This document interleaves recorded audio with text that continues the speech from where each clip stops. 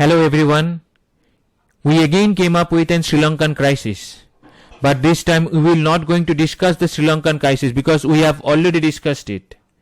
This time we will going to discuss that what are the lessons that the other indebted nations can learn from the Sri Lankan crisis. Because there are so many nations, those who are deep in debt, they have to learn that what they can do to avert such kind of crisis that actually happened in Sri Lanka. The economical crisis in Sri Lanka has been in making for several years. There are two external factors that affected the Sri Lankan economy very badly. One is war in Ukraine and another is COVID-19 pandemic. But these two factors cannot be blamed purely. There were other reasons and very genuine factors that affected Sri Lankan economy. The other factors are mostly based on government policy failure, perpetual economical problem and some internal political mayhem. The pandemic caused tourism revenue to drop nearly zero. Actually, footfall in Sri Lankan tourism was in decline since the Easter terror attack. Even the inward remittances declined sharply because non-resident workers lost their jobs. Because of that, inflow of $8 billion dried up completely. With a double whammy from tourism and remittances, the economy was badly hit. Over that, the price in oil prices on an economy totally dependent on imported oil has been more than the proverbial last straw. That proved to be a death nail in the coffin of Sri Lankan economy. The Sri Lankan economy was bound to fall when the Sri Lanka had chosen to risky path of floating a sovereign dollar bond in 2007. So since 2007, Sri Lanka accumulated bond debt of more than $12 billion. Of this, $4.5 billion is due to be paid this year. But the country's forex reserves are down to just only $2 billion.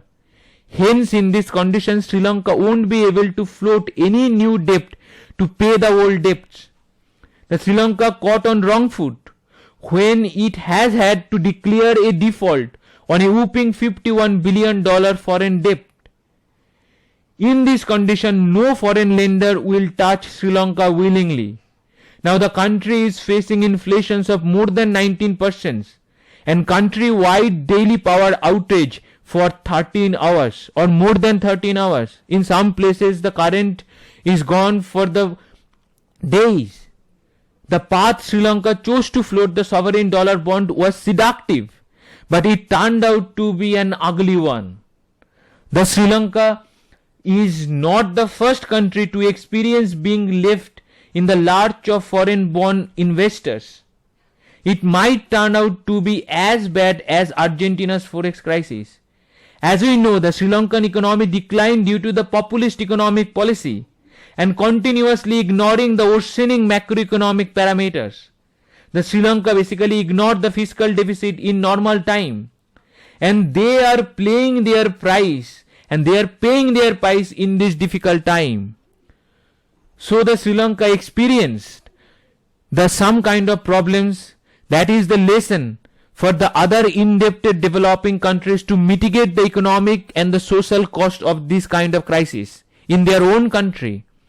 The first lesson is any country who is already in huge debt should approach International Monetary Fund as early.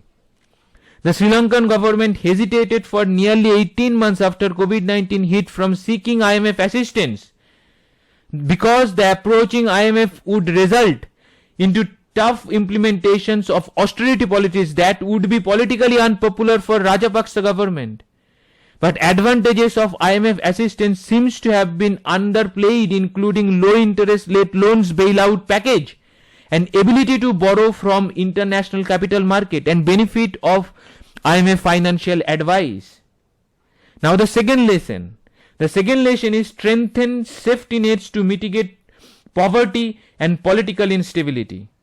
The Sri Lanka has a British style welfare system providing free healthcare and education as well as Samruddhi Poverty Reduction Initiative for 1.2 million families. But the mechanism proven to be insufficient to mitigate rising food crisis along with energy crisis. The Sri Lanka should have introduced the rationing system like India. The third lesson, the Sri Lanka has fragmented crisis management capabilities. Here I would like to give you some examples of fragility of the system the Sri Lankan government has made. What are the mistakes they made? As in March 2020, a large and unwidely presidential task force was created to coordinate the COVID-19 response. A country already in debt has managed to create such kind of task force. That was the cost of the money. In March 2022, two overlapping committees, one of the key ministers and the another of the business leaders, were appointed to tackle the debt crisis. Again in early April 2022, a panel of eminent economists with experience of international institutions was appointed to advise the president on debt reconstructing and restructuring and the IMF program. In an ideal world, the government generally do not take such kind of reckless, expensive decisions at the time of crisis. Now the fourth lesson. The fourth lesson is a strong macroeconomic and financial regulatory structure is necessary to reduce the economical cost of a crisis. The Central Bank of Sri Lanka lies at the heart of Sri Lanka's regulatory structures.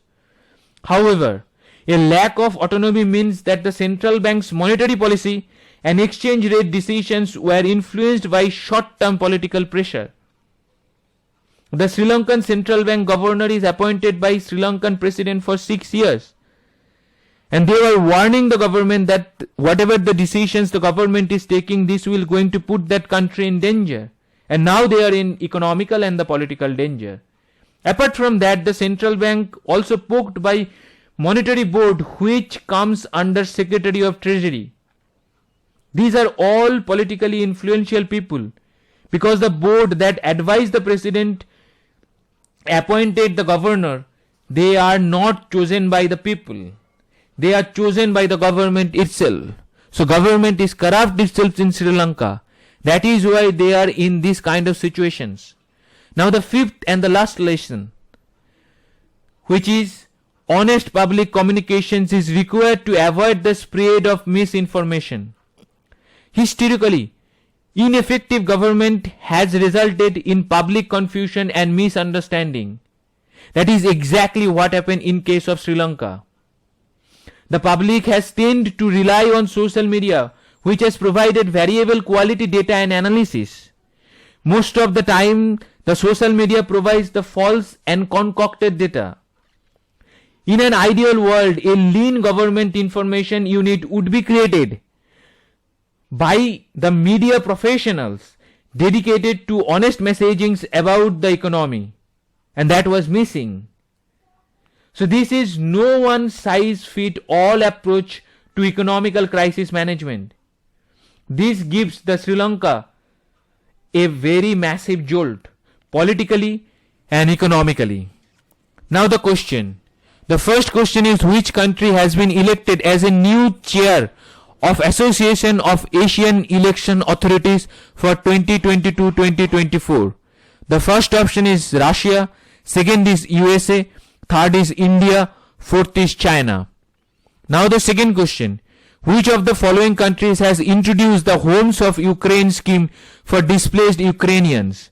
The first is option is USA, second is UK, third is Poland, fourth is Germany. Now this is the end of the topic. If any one of you have any kind of questions regarding this topic or any other topic, then you can mail me to my email address, which is tuhin.power.academy@gmail.com. Thank you very much. Thank you for your attention and thank you for your support.